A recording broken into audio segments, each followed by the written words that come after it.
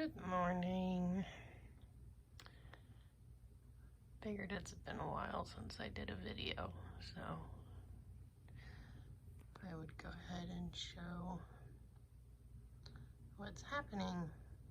We have 5 due to a close this morning at some point. They've been waiting till later in the day since the temperature has dropped. So these 5 will be released tomorrow. I've been holding them 24 hours because it's been really cold at night and I would like them to be at full strength before I let them go. And Monarch Watch says that 24 hours is okay. So I've been doing that to give them their best shot given the weather. And in here we have the 4 that had closed yesterday. And they've got their tags. Helpful hint for anybody who decides to tag butterflies in the future. It's a lot easier to tag a sleepy butterfly than it is to tag an awake, wiggly butterfly. So I've been taking a giant piece of fabric, which is right here. It's huge and it actually covers the entire enclosure. And I cover it for a couple hours and they just kind of go dormant and take naps. And then I grab them while they're sleeping and put the sticker on. Oh, nope. Oh, that was just angle. Thought this one's gonna be first. This one right here in front. I thought we had some action. And then over here, my last caterpillar is finally J-hanging from the dumbest spot he could find. Had a lot of that. I don't know why they do that. So I'm gonna have to get creative. Like you can see that one jade on a leaf. Now normally out in nature that leaf would probably be fine and would probably still be attached to a living plant, so it's not so stupid given that that plant would still be living and that leaf would still be living on the plant. But in captivity it causes some problems with moving them because it's really hard to get all of that silk off a leaf. And you want to get as much of the silk as possible. So with this guy, I'm going to cut his little cluster of thin leaves. And that's if he doesn't fall. I've put some paper towels down in case he does fall. I've had that happen. And if he falls, he'll have to pupate on the ground. And then I will use silks that I've saved from healthy egg hatched caterpillars to attach him or her to someplace new. So no more early morning pupations, early morning closings, with it being as cool as it is. And it's only slightly warmer inside than it is outside. Well, I say slightly. It's probably 50 degrees outside. And it's maybe about 60 degrees in here.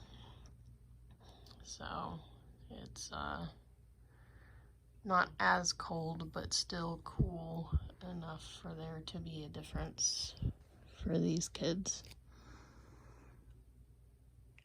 And I have one chrysalis that I'm worried about because it does not look good. This one, it's not black, it's not brown, it's just kind of dry looking, which I can't show you right now because somebody is sleeping on my door. And I don't want to make them mad, because then they start getting upset and fluttering around and beating their wings against the enclosure. But once I let these guys go, I'll get a closer look at this one on a video so you guys can see what I'm concerned about. It is a very small chrysalis compared to some of the others that I have that are just gigantic. I've been having some of the biggest chrysalides that I've ever seen during this end of season. And some of the butterflies have been massive. Like, you probably really can't tell, but this one is kind of small in comparison to that one. It was huge.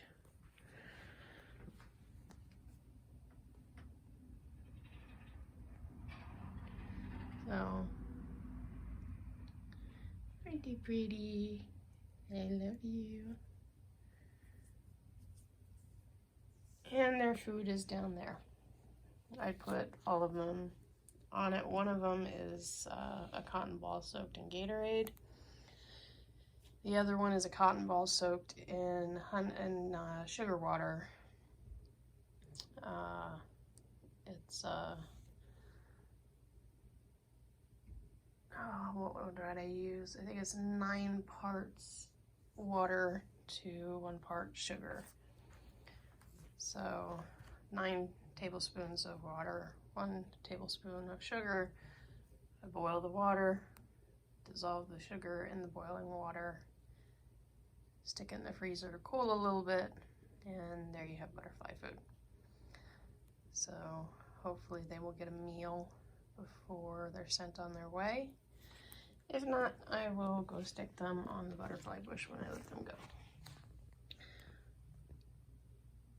And that's pretty much it for this morning. Everything's winding down, and I will be moving to milkweed grow operations next. I've got some seeds for a gigantic variety of milkweed, and by that I mean it has ginormous leaves. Now, this is not a freeze-tolerant plant, so it will have to be a house plant, which works out well for my desire to keep some in the house that I know will be safe from any pesticides and any technid flies, you know, that kind of thing. It won't be contaminated by OE because it will not have had any eggs laid on it, so I will not have to bleach the leaves. And the leaves are, I want to say, 3 times the size of common milkweed leaves. This is a common milkweed. This leaf isn't fully grown. It'll get bigger. This is my other common milkweed. All the leaves were eaten off of it, so it's putting out some new leaves. This is tropical milkweed. This is not freeze tolerant, so this will be staying indoors. And what I did with these was I just put paper towels down around the bottom so that they couldn't get on the dirt, and I was letting them just eat anything they wanted off the plant. And we have new growth down here, and new growth there. And this one didn't get eaten enough for it to grow at the bottom, so it's putting out new leaves at the top. This is a heart-shaped milkweed. Also not freeze tolerant, but it's so pretty. But it has nice tender leaves, and I have found that especially the young ones really love the tender leaves. So tender leaves,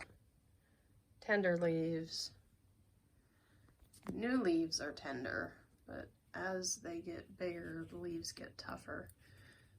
My 5th instars seem to prefer the bigger, tougher leaves, so they're going to love the gigantic milkweed leaves, because they are a big, fat, tough leaf, and they'll be able to just mow through them.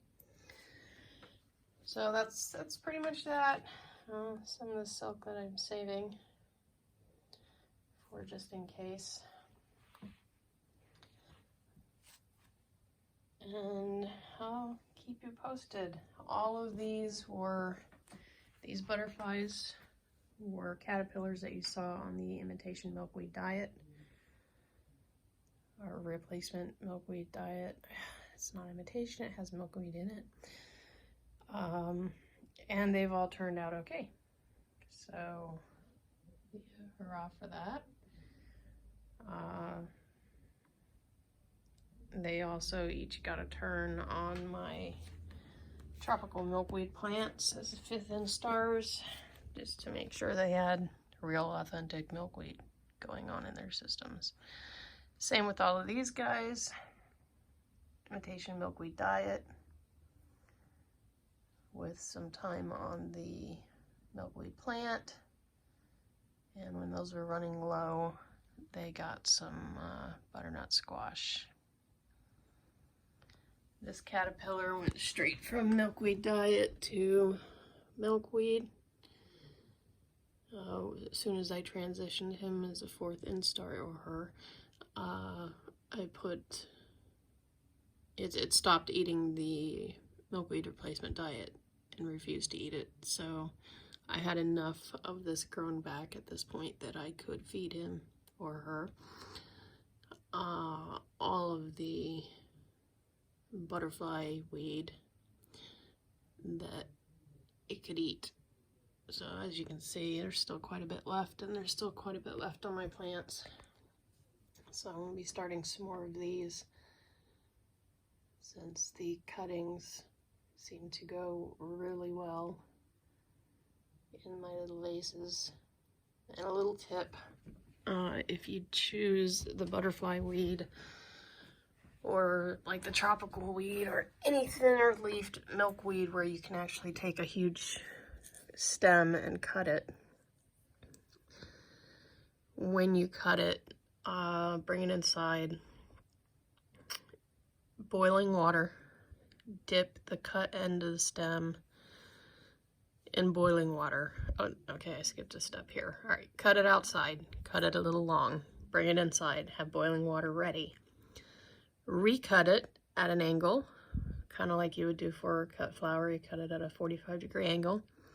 Submerge the cut end of the stem in the boiling water. Just a second or two, it doesn't have to sit in there for long. And what that does is seal the sap, so that the sap doesn't leak out. Then immediately after putting it in the boiling water, move it to cold water. So have your vases or floral tubes or whatever you're using to hold your milkweed stems for your caterpillars ready, and then just stick it in there. These were cut almost a week ago, and you can see they look really good. Before I started doing that, they would start drooping very quickly, which didn't really matter when I had 18 of them in here eating it all before it could go limp. But when you're down to 1, they don't eat quite as much. And as you can see, I overestimated the amount of food needed. So this will get you a lot more life out of your cuttings for your caterpillars.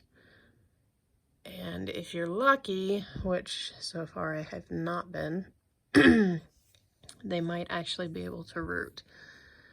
Now this is butterfly weed. I haven't read about people having much luck getting butterfly weed to root, but swamp milkweed, which is freeze tolerant, and I have some seeds for that, is the easiest variety to start from cuttings. The only downside is that being a, it's swamp milkweed, it likes having damp roots, so it needs a lot of water. You want to water it quite frequently and keep those roots damp. So for swamp milkweed, I would suggest something like this underneath it, and make sure that that stays full so that it's constantly got the wet roots that it wants. And with swamp milkweed, you'll be able to just propagate by cutting as many times as you want. And I can see from these that they were able to propagate common milkweed from cuttings. How they managed to do that, I don't know. So I will have to research that and find out what kind of magic they use to get that going, because once my common milkweed is off and running, then I would like to be able to propagate that, since it seems to be one of their favorites. Milkweed, no matter the variety, spreads by the root. So as long as you have a healthy root system, the root system will expand and it will put off new shoots. For those of you who have a nicely manicured garden and want to keep it that way, keep your milkweed in pots, because it will take over the yard. Personally, I would rip up every blade of grass in the yard and let the milkweed go wild, because I really don't care. And it does put out some really pretty flowers, and you would have like a little wildflower lawn going on, which I think would be really cool. Unfortunately, where I live, people like the manicured grass lawn look. So I can't do that, not out in the front yard, but I might be able to get away with doing that in the backyard. So I'm planning on expanding my milkweed patch to a pretty large area. I unfortunately have to do raised beds or spend a lot of money enriching the soil because I have very poor soil. So anything with deep roots does not do well. So if you have poor sandy soil or kind of clay sand mix, I've noticed my milkweed does not do very well in that, and does great potted, so potted or in raised beds. So I've decided to do that. So raised beds it is. And if any little seeds just happen to take root in the backyard and go wild, well, I'm certainly not going to stop them, because we cannot plant enough milkweed to offset what has been cut, mowed, poisoned, and so forth. We as human beings have done a really big number on milkweed, and that is affecting the caterpillars. Say what you will about climate change, the climate is changing. Now, I don't care if you think that that's influenced by humans or if you think that it's just a natural cycle. I'm not here to have that debate. The climate is changing. That's just the bottom line. So it's either warmer or cooler. Like this year, we're unusually cold for this time of year. That affects the milkweed, that affects the monarchs. So plant milkweed, save a monarch. Even if you just have one plant, one fully mature plant of common milkweed can host 5 caterpillars to pupation. So when you think about it, that's a good thing. That's a really good thing. One 4-foot tall common milkweed plant can host 5 caterpillars to adulthood. And I mean, how wonderful. And then it's fun. It's fun. I mean, if you just have one in a pot, you'd be able to watch the caterpillars, and they're fun to watch. So plant milkweed, choose your variety. Research what looks good, what does well in your area. I'm in zone 7B. So we get frost. We get snow. So all of the tender ones, keep as houseplants. All they need is a nice sunny south-facing window. I'm fortunate that I have a room that has windows on both the east and the south side, so plenty of light for them. If you have a sunroom, even better. They will grow great in a sunroom. And plant milkweed, please. Please, just plant some milkweed. Help the monarchs. Help those guys. They're worth it. We need to keep them around.